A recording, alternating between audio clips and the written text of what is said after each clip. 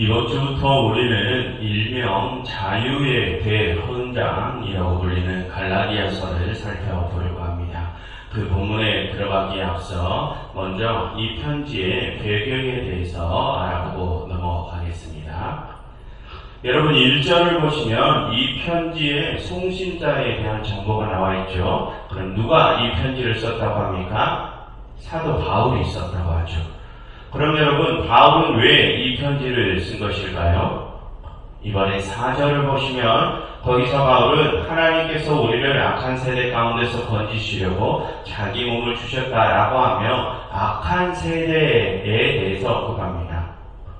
여러분 여기서 바울이 말하는 악한 세대란 갈라디아 교인들을 교묘한 교리, 유사복음으로 속이는 자들을 가리킵니다.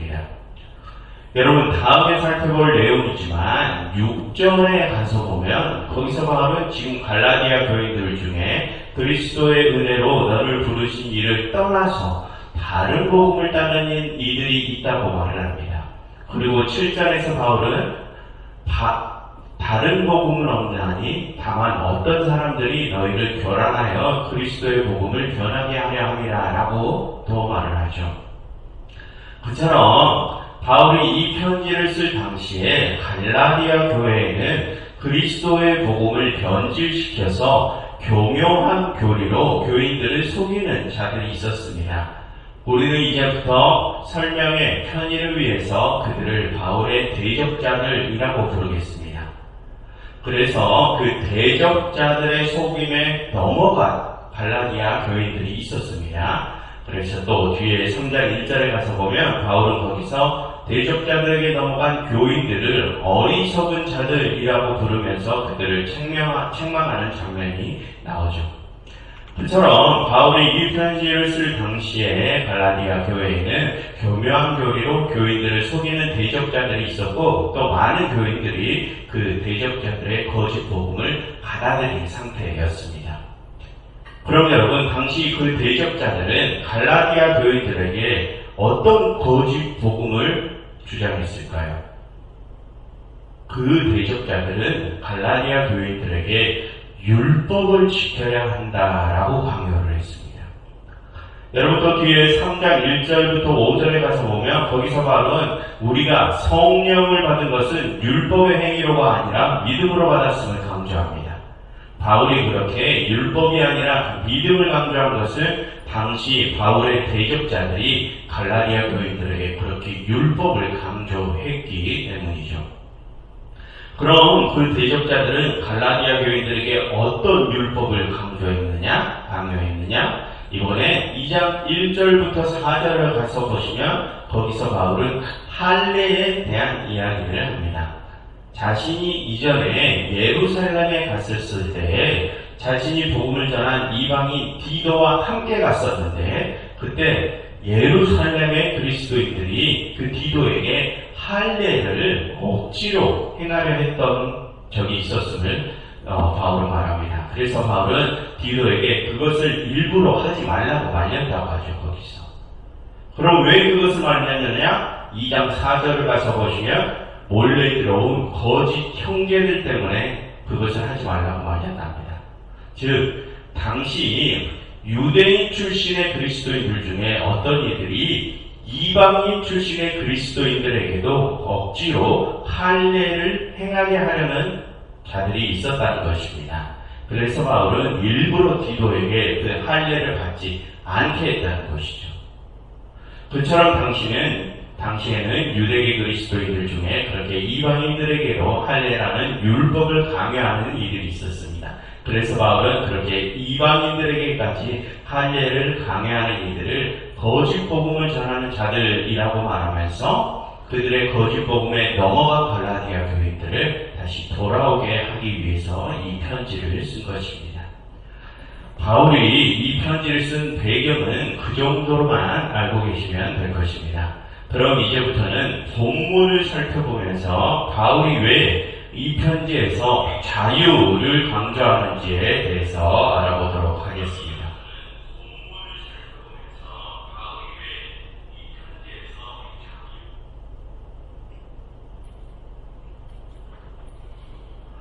먼저 1절을 보십시오. 거기서 바울은 자신을 소개하면서 자신이 어떻게 해서 주님의 사도가 되었는지에 대해서 설명을 하죠.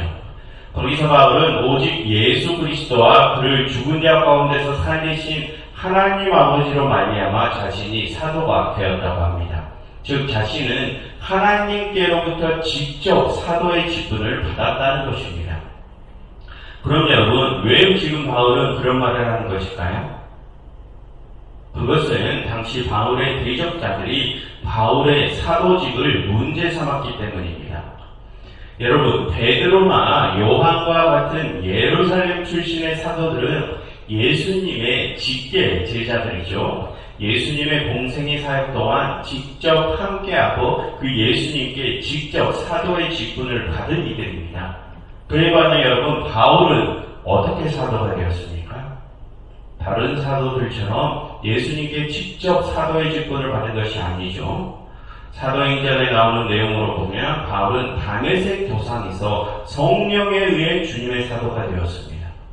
그래서 예루살렘 출신의 사도들을 따르는 무리들 중에는 그렇게 예수님과 직접 함께하지 않았던 그 바울을 인정하지 않으려 했던 이들이 있었습니다. 그들은 바울의 사도성뿐만이 아니라 바울이 전하는 메시지의 신빙성을 일부러 훼손하려고 했었죠. 그럼으로써 그들은 바울에 의해 세워진 교회들에 들어가서 바울이 전했던 복음이 아니라 자신들이 전하는 복음이 진리라고 하면서 그 바울이 세운 교회들을 자신들이 차지하려 했습니다. 그래서 바울은 자신은 예수님께서 살아계실 때 그분께 사도의 직분을 받았지는 않았지만 그 예수님을 살리신 하나님께 직접 사도의 직분을 받았음을 강조하면서 자신의 사도로서의 권위를 지키고 있었던 것입니다. 그리고 자신의 사도로서의 권위를 깎아내려고 하는 대적자들을 공격하는 것이었죠. 그렇게 바울은 자신의 사도직의 근원을 하나님으로 밝히면서 대적 이 편지를 시작합니다.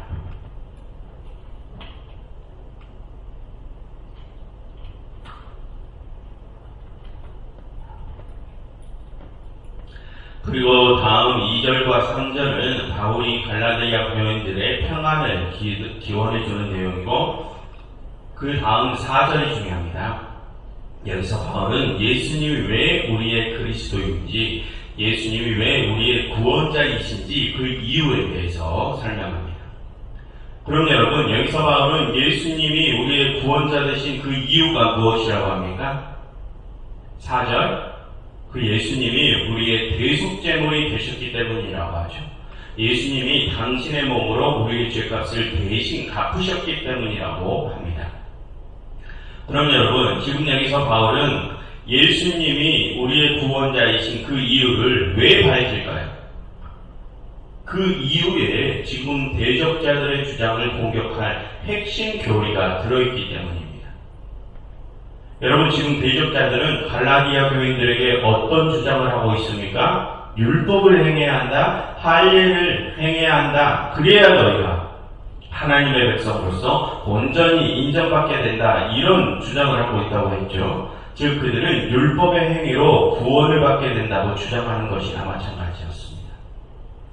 그런데 여러분, 방금 1장 4절에서 바울은 무엇을 갈라디아 교인들에게 다시 상기시켰습니까?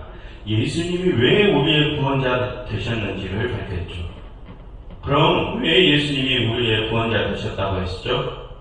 그 예수님께서 우리 대신 당신의 몸을 내어주셔서 우리의 죄값을 대속하셨기 때문입니다. 그럼 여러분, 여기서의 요지는 무엇입니까? 우리가 구원의 자유를 얻은 결정적인 이유는 그렇게 예수님께서 우리의 죄를 대신해서 죽으셨기 때문이지 우리가 율법을 지켰기 때문이 아니라는 것입니다. 그러니 지금 갈라디아 교인들, 너희를 교란하고 있는 그 대적자들의 주장은 틀렸다는 것이죠. 그것을 말하기 위해 바울은 이 인사달락에서 예수님이 왜 우리의 구원자이신지 그 이유를 다시 한번 갈라디아 교인들에게 상기시키는 것입니다. 그럼 여러분, 그렇게 예수님께서 우리의 죄를 대신해 대속제물이 되셨으니 이제는 우리가 과거의 죄들에 매달려 신음할 필요가 있습니까? 바울의 의도는 우리가 그렇게 과거의 죄에 매달려 신음할 필요가 없다는 것입니다. 우리는 죄에서 자유하다는 것이죠. 여러분, 우리 기독교 교리에서 말하는 자유는 바로 그 죄에서부터의 자유를 뜻합니다. 그런데 여러분, 우리가 율법을 붙잡으면 어떻게 됩니까? 우리가 다시 그 죄를 붙잡는 상황이 됩니다. 우리가 다시 그 죄에 매달려 과거의 고통 속으로 돌아가는 꼴이 되죠. 여러분, 로마서에서 바울은 율법의 기능을 우리로 하여금 우리의 죄를 깨닫게 하는 것이라고 합니다. 그래서 그 율법은 우리에게 범죄를 더하게 하려 한다고 하죠. 즉, 율법은 우리의 행동 중에 뭐가 죄고 죄가 아닌지를 가르쳐주는 역할을 하는 것이지, 우리가 그 율법을 지킨다고 우리가 속죄받는 것이 아니라는 말입니다. 율법은 그저 우리가 그동안 했던 행동 중에 뭐가 죄였는지를 알려줄 뿐이라는 것이죠. 그럼 여러분, 우리의 죄사함은 어떻게 이루어집니까?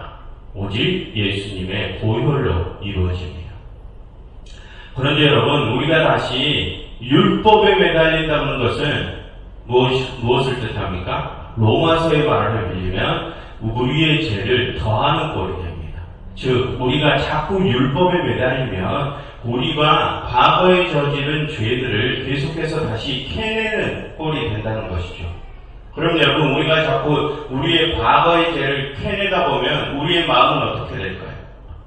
그 과거의 죄에 우리의 마음이 매몰되어서 우리가 앞으로 나아갈 수가 없겠죠. 자꾸 그 과거에 함몰되어서 기쁨과 평안을 잃어버리고 우울감과 자기 비난에 빠지게 됩니다. 여러분, 하나님께서는 우리에게 그 과거의 죄로부터의 자유함을 주시기 위해 당신의 아들을 우리에게 내어주셨습니다. 그것은 이제는 우리로 하여금 기쁨과 평안 속에 살게 하기 위함이시죠. 그렇게 우리가 당신의 품에서 기쁨과 평안을 누리며 살게 하려는 것이 하나님의 마음이십니다. 그런데 우리가 자꾸 과거의 죄에 매몰되어서 우울감이나 자기 비난에 빠져서 살면 그런 우리의 모습을 보시고 하나님께서는 어떤 마음이 드시겠습니까? 그것은 하나님께서도 바라시는 것이 아닙니다. 여러분, 우리가 우리의 죄에 대하여 경각심을 가지는 것은 중요합니다. 그런데 그것이 우리더러 우리의 과거의 죄 속에 계속 매몰되어 있으라는 뜻은 아니죠. 하나님께서는 우리가 그 과거의 죄에서 떠나서 앞으로 나아가기를 원하십니다. 그래서 점점 더 성결하신 당신께로 우리가 나아오길 원하십니다.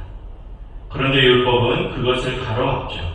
그래서 지금 바울은 대적자들의 율법주의가 잘못되었다고 하는 것입니다. 그러니 여러분, 하나님께서 그렇게 여러분들에게 구원의 자유를 주셨음을 생각하시면서 지금 혹시 여러분들 중에 과거의 죄 때문에 죄책감에 빠져있는 분들이 계시다면 이제는 그 죄책감에서 빠져나오십시오. 그리고 이제는 하나님께서 주시는 온전한 기쁨과 평안을 누리시기를 간절히 바랍니다.